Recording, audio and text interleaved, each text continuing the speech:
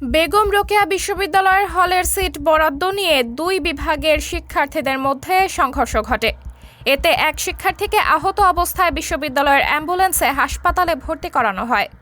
বৃহস্পতিবার ৯ ডিসেম্বর রাত ৮টা নাগাদ বিশ্ববিদ্যালয়ের ইতিহাস এবং ম্যানেজমেন্ট ইনফরমেশন সিস্টেম বিভাগদ্বয়ের মধ্যে এই সংঘর্ষ হয়। ঘটনার সূত্রপাত দুই শিক্ষার্থীর হলে সিট বরাদ্দ নিয়ে। তাদের মধ্যে কোনো এক বিষয় নিয়ে কথা কাটাকাটি হতে বিষয়টি এক পর্যায়ে মারামারিতে রূপ ধারণ করে। পরবর্তীতে দুইজনের নিজ নিজ বিভাগের শিক্ষার্থীরা আসলে বিষয়টি বৃহৎ রূপ ধারণ করে। এ সময় বিশ্ববিদ্যালয়ের প্রধান ফটকের সামনে দুই বিভাগের শিক্ষার্থীদের ইট পাটকেল ছোড়াছুড়ি এবং ভাঙচুর লক্ষ্য করা যায়। সাবরিনা জলিল, সবার কথা।